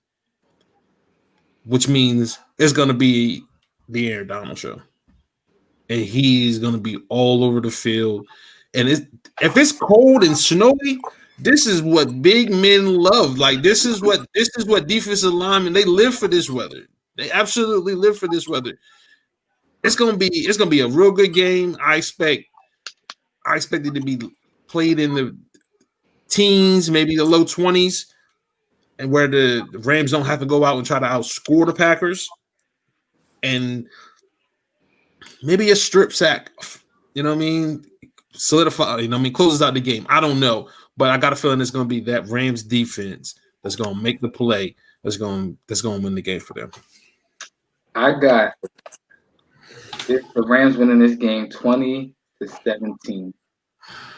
Got them win this game 20-17. Like you said, one of the things that Aaron Rodgers, he struggled with top defenses. We seen it last year. When that 49ers defense was rolling, they rolled him. Like, this Rams defense is the same way. This Rams defense is the same way. They can run the ball. They got a monster cornerback. They got a monster defensive back. And those are just the people that we're talking about because Leonard Floyd got 10 and a half sacks also. Sammy Ibuka is balling. Troy Hill, we seen him do stuff last week. And the Bull Williams, the other cornerback, we seen him show up. This defense is rolling. I got that. I like them. I don't think Goff gonna give him enough.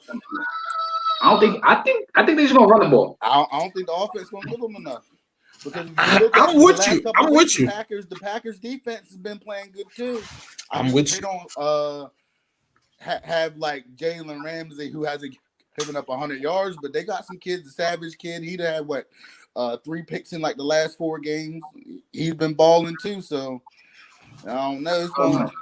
I just think golf chokes. I just think it's going to be like the Super Bowl. They're going to get 12 points. It ain't going to be enough. So I guess 12 points might be enough. Which is why I think it's gonna be the defense is gonna have to score a touchdown. The Rams defense is gonna have to score a touchdown or continuously keep them on a short field and play. And the Rams done had a couple games where they done let you down, where they ain't show up either. It's like they'll come in, play a good game, and then they'll just sleep on the team and lose. Like, who did they lose to towards the end of the year that they had no business losing to? Was it the Jets? Mm-hmm. Yeah, okay. Yeah, see, you they can lay a stinker. They can lay a stinker. We'll see on that, but I think the Packers were the close one. We thought the Jags was gonna be the Packers too. Let's not act like the Packers have been awesome. In a close game, I'm going with the Rams just because I feel like their defense will make a play to change the game. I think the Packers gotta blow them out. I agree. I think their running game. I think the Packers have to make Jared Goff be relevant in this game, and I don't think that he would have to be relevant in this game because I think that defense is going to do enough to the point where I ain't gonna need Jared Goff. We're gonna run the ball. We're gonna keep Aaron Rodgers under control. And listen, if there is 2 ways to isolate Aaron Rodgers, and the Rams have both. The Rams have actually 3 of them. They have Jalen Ramsey, they have Aaron Donald, and they have a running game. 3 ways to isolate him. They have all 3. So, let's get to this other game, man. Big game. Ravens Bills. Same thing. Keys. Who wins? X factors. I'm gonna pick this one last. I'm probably go last on this one, man, because I'm my heart in both of these teams. Well, as a Ravens fan, I'll go first, and of course, I'm gonna pick my Ravens, but it's gonna be tough. This is gonna be, to me, and I know that the Chiefs are potentially waiting in the next round. I think this will probably be a tougher matchup on both sides of the football. I agree. Also, because of the weather, it's supposed to be some lake effect, snow. Lamar, he's not used to this. He's not used to this type of weather, but we run the football. So that shouldn't matter. And we don't need to throw the football to be successful. The question is, are we going to be able to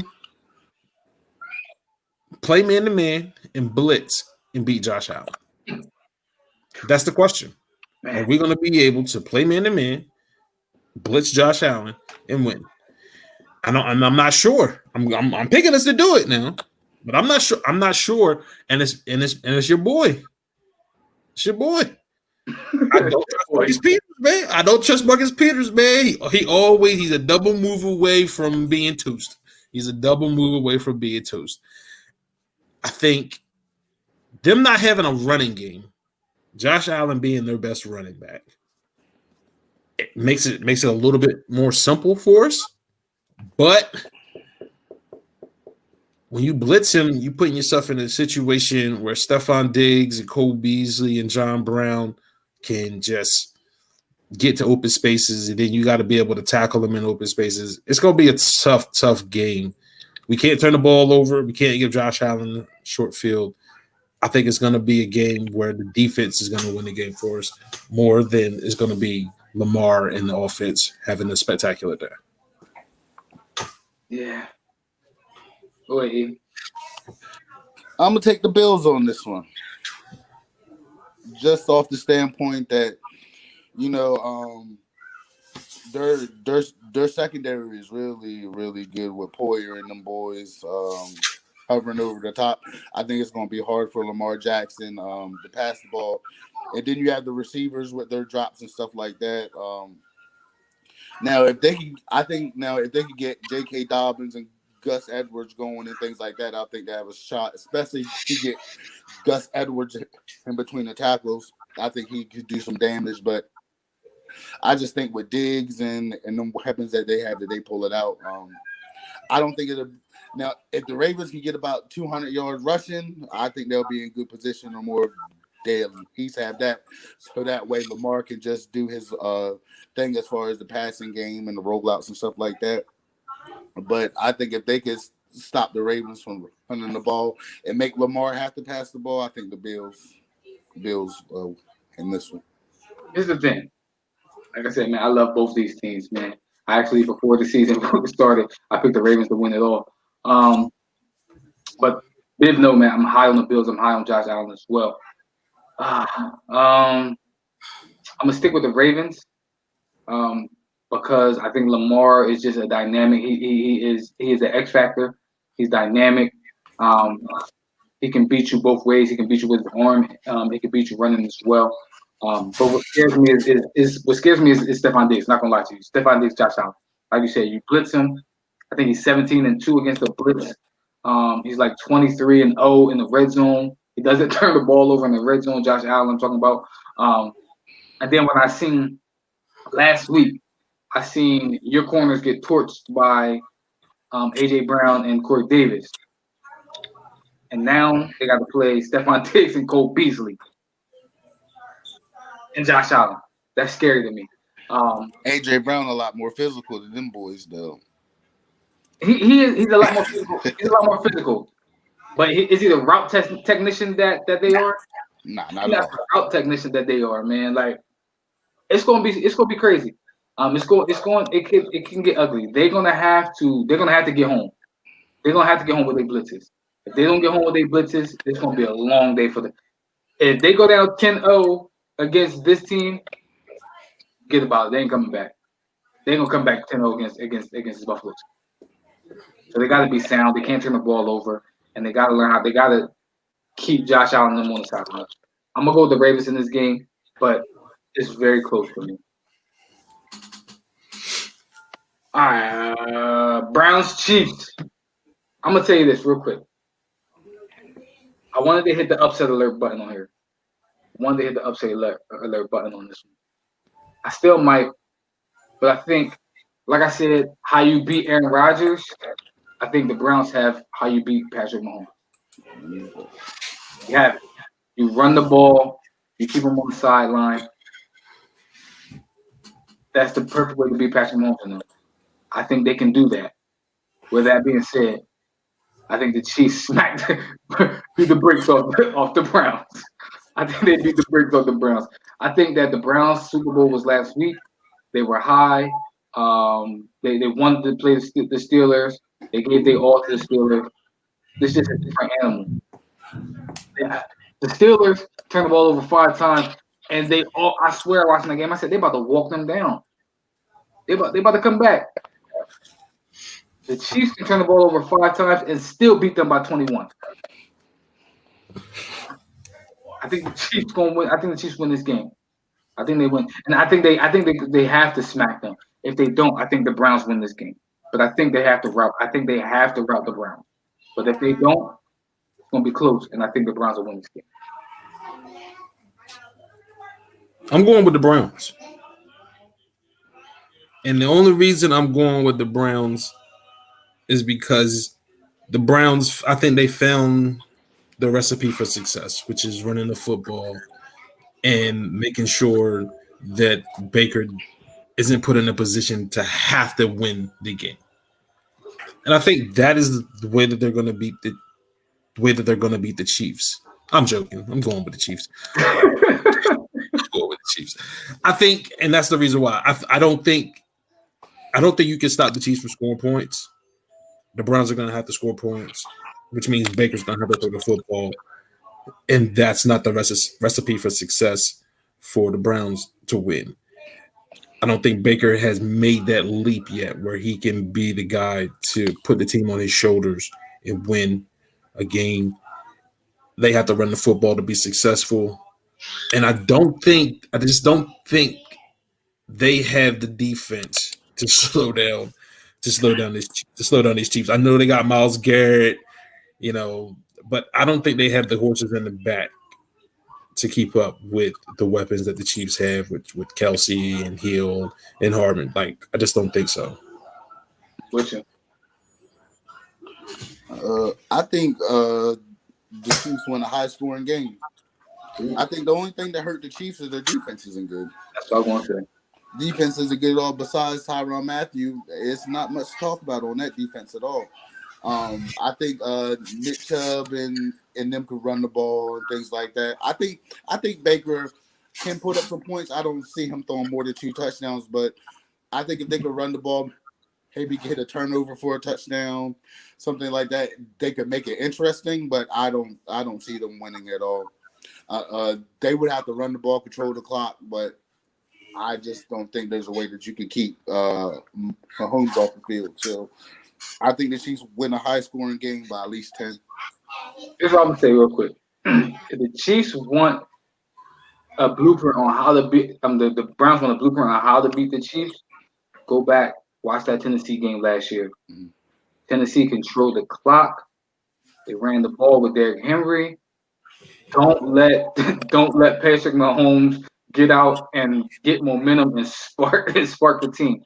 That's what they have to do. Run the ball, control it, and keep Patrick Mahomes from creating a spark. If they can do that, they can win the game. But I'm with y'all. And you get in the red zone, you gotta score touchdowns. Have to. I'm going for that. Don't kick field goals. Go for it. I'm going for it all the time. Listen, this could be our last game. They gonna score. If I get them the ball, they gonna score. That's how I look at it. They gonna score anyway, so I gotta score. Legacy Bowl. Buccaneers Saints.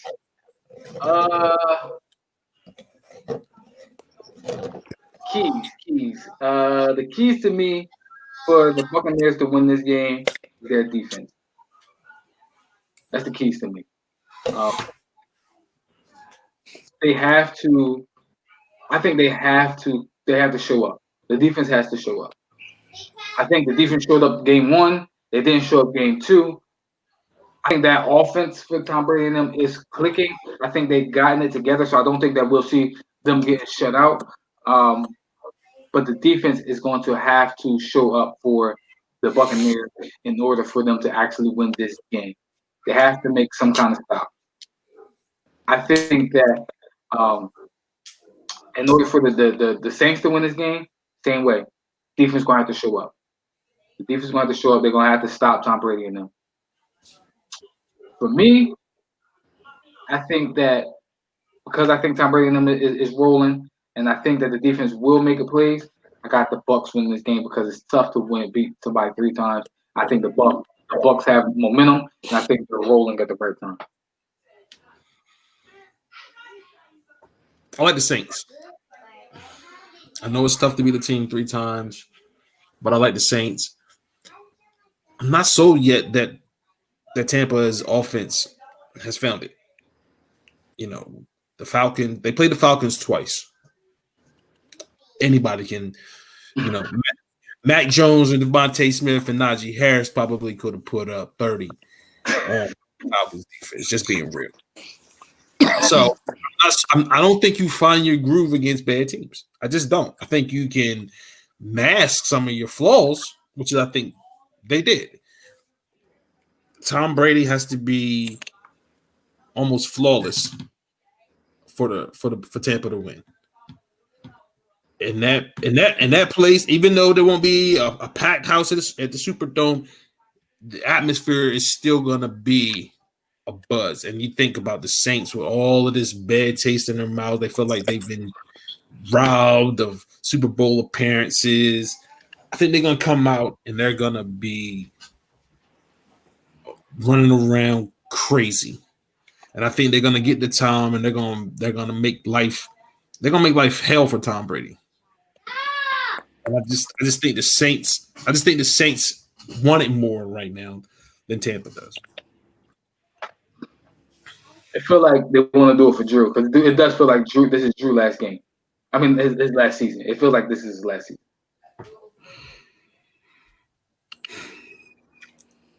Yeah, I think the Saints been wanting to do it for Drew the last 3 seasons. I don't think it's going to happen this time. And I don't even think like the biggest as far as like question mark is even with the players. I think it's coaching.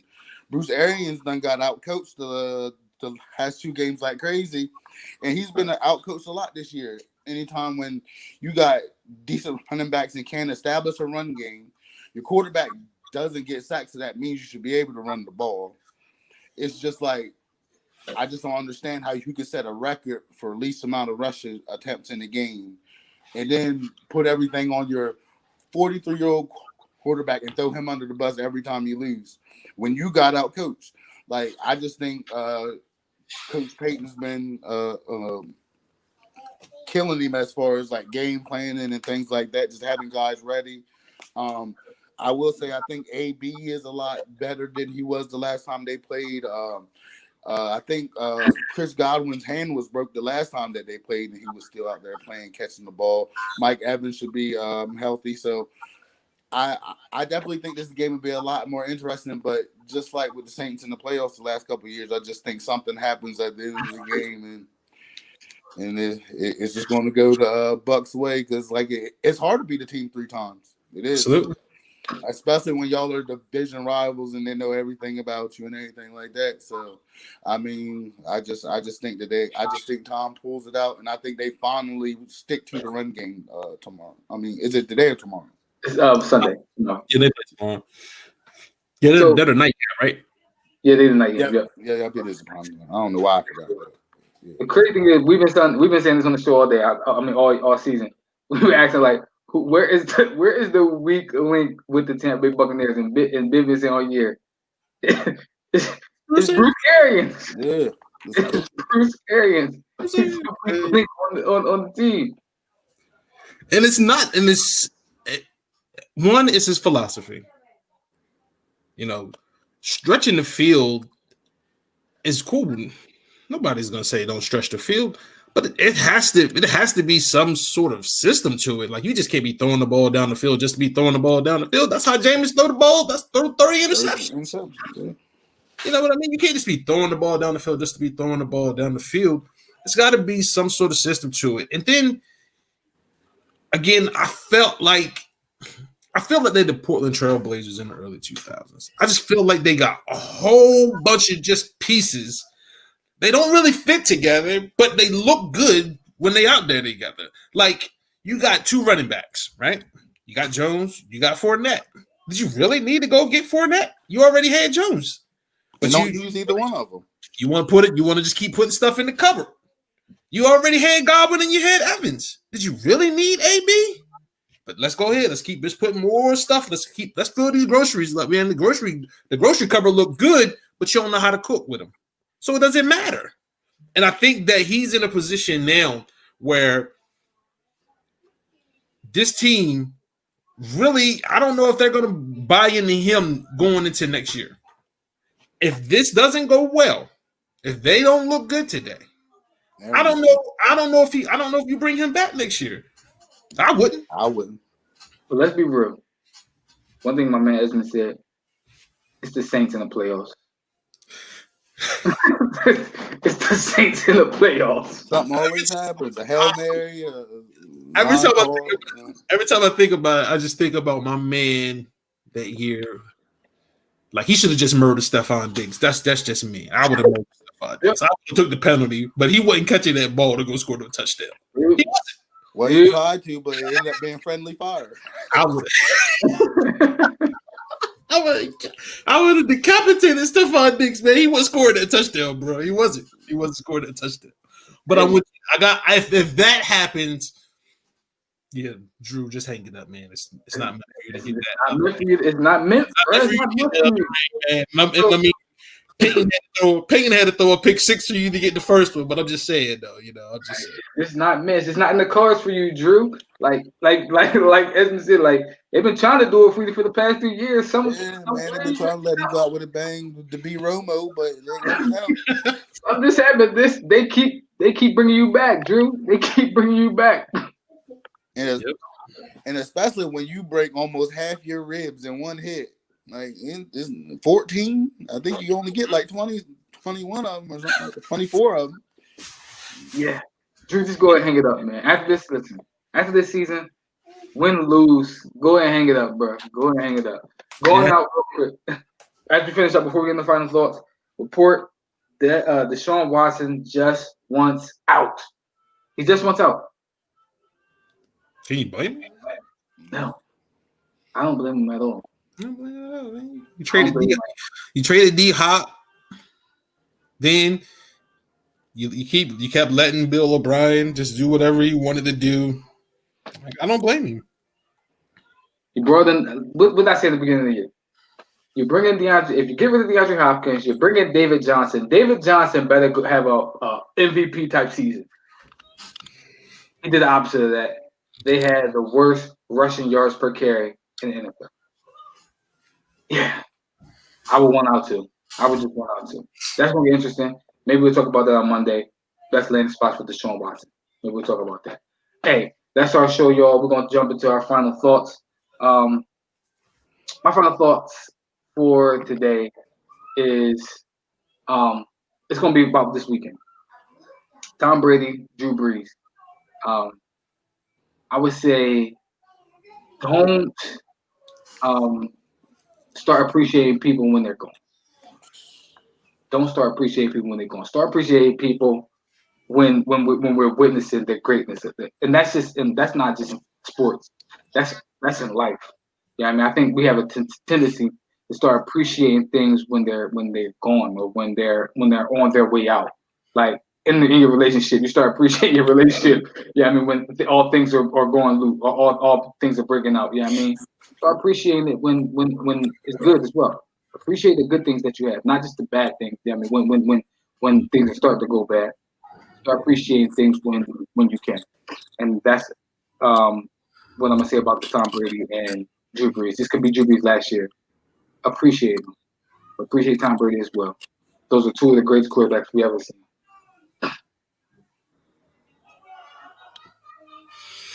My final thought today is it's about your future. Don't allow people to dictate your future. Understand who you are, believe in yourself, and strive for your future. Stop trying to satisfy other people with your future. I think that's one of the things that a lot of teenagers and young adults do. They let other people kind of create their path for them versus them creating their path for themselves. So focus on your future, make a plan for your future, and don't allow other people to dictate your future. You got something for me? Nah, I ain't have much of a wrap up. I wasn't.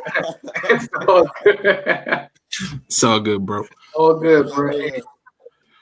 Hey, listen, we appreciate you jumping on with us, man. Talking sports with us, man. Always, you're an OG of the show. So thank you for jumping on, talking with us. We appreciate it. Hey, listen, y'all. If y'all want to jump on, talk sports or anything with us, y'all know what it is.